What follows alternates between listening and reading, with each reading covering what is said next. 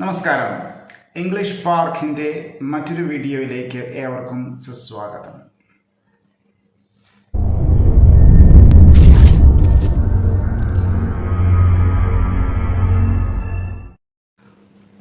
നമ്മൾ പലരും പറഞ്ഞു കേൾക്കാറുള്ള ഒരു സെൻറ്റൻസ് ആണ് I can able to hear you, I can able to understand you, അല്ലെങ്കിൽ ഇങ്ങനെ ഐ കാൻറ്റ് ഏബിൾ ടു എന്ന പ്രയോഗം വെച്ചുകൊണ്ടുള്ള ഓരോ സെൻറ്റൻസുകൾ നമ്മൾ പലരും പറഞ്ഞു കേൾക്കാറുണ്ട്.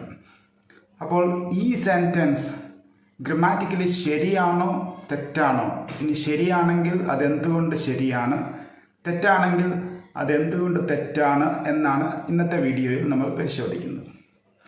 അങ്ങനെ ചെയ്യുമ്പോൾ ആദ്യമായി നമുക്ക് പരിശോധിക്കാം ഹി ക്യാൻ എന്നാൽ എന്താണ്, ഏബിൾ ടു എന്നാൽ എന്താണ്. എന്താണ് ക്യാൻ എന്ന ഹെൽപ്പിംഗ് വേർബ് കൊണ്ട് നമ്മൾ ഉദ്ദേശിക്കുന്നത് പറഞ്ഞുതരാം. ക്യാൻ എന്ന് വെച്ചാൽ നമുക്ക് പ്രസൻറ്റ് ടൈമിൽ, അതായത് ഇപ്പോൾ, ഫ്യൂച്ചറിലോ പാസ്റ്റിലോ അല്ല, ഇപ്പോൾ ഒരു കാര്യം ചെയ്യുവാനുള്ള കഴിവിനെയാണ് കാണിക്കുന്നത്. നമ്മളത് ചെയ്യുന്നുണ്ടോ ഇല്ലയോ എന്നുള്ളത് വേറൊരു കാര്യമാണ്. ഇപ്പോൾ നമുക്ക് ഒരു കാര്യം ചെയ്യാനുള്ള കഴിവ്. ഉദാഹരണത്തിന് ഐ ക്യാൻ ഡാൻസ് എന്ന് ഞാൻ പറയുന്നു. അപ്പോൾ എനിക്ക് ഡാൻസ് ചെയ്യാനുള്ള കഴിവുണ്ട് എന്ന് മാത്രമാണ് ഞാൻ ഉദ്ദേശിക്കുന്നത്. ഞാൻ ഡാൻസ് ചെയ്യുന്നുണ്ടാവാം, ചെയ്യുന്നില്ലായിരിക്കാം. എന്തായാലും ഐ ക്യാൻ ഡാൻസ് എന്ന് ഞാൻ പറയുമ്പോൾ എനിക്ക് ഡാൻസ് ചെയ്യാൻ കഴിയും എന്ന് മാത്രമാണ് ഞാൻ ഉദ്ദേശിക്കുന്നത്. ഐ എം ഡാൻസിങ് എന്നാണെങ്കിൽ ഓക്കെ, ഞാൻ ഡാൻസ് ചെയ്തുകൊണ്ടിരിക്കുകയാണ്, അത് വേറൊരു കാര്യം. അപ്പോഴെന്താണ് ഈ ഏബിൾ ടു? ഏബിൾ ടു എന്ന് പറയുന്നത് നമ്മൾ വേറെ ചില ഹെൽപ്പിംഗ് വേർബുകളോട് കൂടി ഉപയോഗിക്കുന്ന ഒരു പ്രയോഗമാണ്. അതിപ്പോൾ ഈസ് ഏബിൾ ടു എന്നോ, ആം ഏബിൾ ടു എന്നോ, ആർ ഏബിൾ ടു എന്നോ, was able to, were able to എന്നോ പറയാൻ പറ്റും. നമ്മൾ പ്രസൻറ്റ് ടെൻസിലാണ് നമ്മൾ പറയുന്നതെങ്കിൽ, ഇപ്പോഴുള്ള കാര്യമാണ് പറയുന്നതെങ്കിൽ I am able to dance എന്നോ, he is able to dance എന്നോ, she is able to dance എന്നോ, they are able to dance എന്നോ ഒക്കെ പറയാം. അപ്പോൾ എന്താണ് ഈ ഏബിൾ ടുവും ക്യാനും തമ്മിലുള്ള വ്യത്യാസം? ഇതാണ് നമ്മളുടെ ചോദ്യം. ഏബിൾ ടു എന്നത് എബിലിറ്റി മാത്രമല്ല, ആക്ഷനെയും കാണിക്കുന്ന ഒരു പ്രയോഗമാണ്. അതായത് എനിക്കെന്തെങ്കിലും ചെയ്യാൻ കഴിവുണ്ട് എന്ന് മാത്രമല്ല ഞാൻ ഉദ്ദേശിക്കുന്നത്, ഞാനത് ചെയ്യുന്നുമുണ്ട്.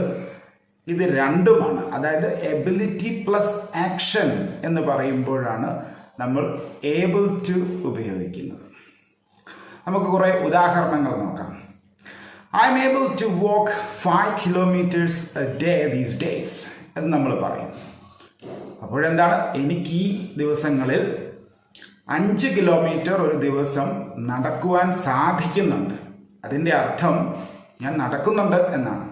അല്ലാണ്ട് എനിക്കതിന് കഴിവുണ്ട് എന്ന് മാത്രമല്ല, എനിക്ക് കഴിവുണ്ട്, ഞാൻ നടക്കുന്നുമുണ്ട്. She is able to speak English fluently. അപ്പോൾ നമ്മൾ എന്ത് മനസ്സിലാക്കണം? അവൾ ഈയിടെയായി ഇംഗ്ലീഷ് നന്നായി ഫ്ലുവൻ്റായി സംസാരിക്കുന്നുണ്ട്. സംസാരിക്കാനുള്ള കഴിവ് മാത്രമല്ല, സംസാരിക്കുന്നുമുണ്ട്. അപ്പോഴങ്ങനെയാണെങ്കിൽ കാൻറ്റ് ഏബിൾ ടു എന്ന പ്രയോഗത്തിൽ എന്തെങ്കിലും തെറ്റുണ്ടോ?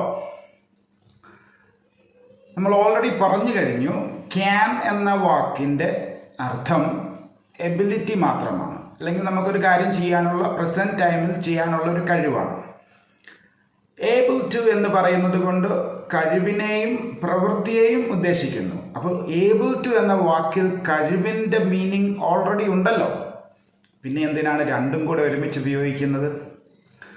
അപ്പോൾ നമുക്ക് കാൻറ്റ് ഏബിൾ ടു എന്ന് പറയുന്നതിന് പകരം ഐ ആം ഏബിൾ ടു എന്നോ, ഹീ ഈസ് ഏബിൾ ടു എന്നോ, ഷീ ഈസ് ഏബിൾ ടു എന്നോ ഒക്കെ പറഞ്ഞാൽ പോരെ, വേറൊരു പ്രയോഗത്തിൻ്റെ ആവശ്യമില്ലല്ലോ.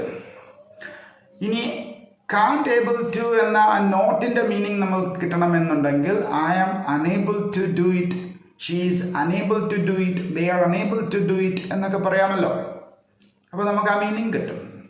അപ്പോഴങ്ങനെയാണെങ്കിൽ ഇന്നു മുതൽ നമുക്ക് can't able to എന്നതിന് പകരം able to മാത്രം ഉപയോഗിക്കുക. അത് I am able to dance എന്നോ she is able to work harder എന്നോ they are able to live together എന്നോ we are able to see this എന്നോ എന്തെങ്കിലുമൊക്കെ പറയാം. നമുക്ക് അങ്ങനെ പറയുമ്പോൾ ഒരിക്കലും അതിൻ്റെ കൂടെ can ചേർക്കേണ്ട കാര്യമില്ല. ഇനി can't able toന് പകരമായിട്ട് പറയണമെങ്കിൽ I am unable to do it or I am not able to do it. He is unable to do it. He is not able to do it. അപ്പോൾ ഓർത്തിരിക്കുക, able to എന്ന പ്രയോഗത്തിൻ്റെ കൂടെ can എന്ന helping verb, അതിൻ്റെ past equivalent ആയിട്ടുള്ള could എന്ന helping verb, ഇത് രണ്ടും ഉപയോഗിക്കുവാൻ പാടുള്ളതല്ല. അതൊരു ഗ്രാമാറ്റിക്കൽ എററാണ്. അപ്പോൾ ഇന്നു മുതൽ നമ്മൾ എപ്പോഴും സംസാരിക്കുമ്പോൾ എങ്ങനെയാണ് സംസാരിക്കുന്നത്?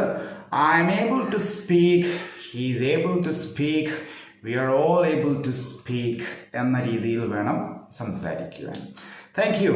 ഈ വീഡിയോ നിങ്ങൾക്ക് ഇഷ്ടപ്പെട്ടുവെങ്കിൽ ഈ ചാനൽ സബ്സ്ക്രൈബ് ചെയ്യുവാനും ലൈക്ക് ചെയ്യാനും ഷെയർ ചെയ്യുവാനും ഒന്നും മറക്കണ്ട. ഇതുപോലെയുള്ള പുതിയ വീഡിയോകളുമായി വീണ്ടും കാണാം. അതുവരേക്കും വണക്കം. Thank you.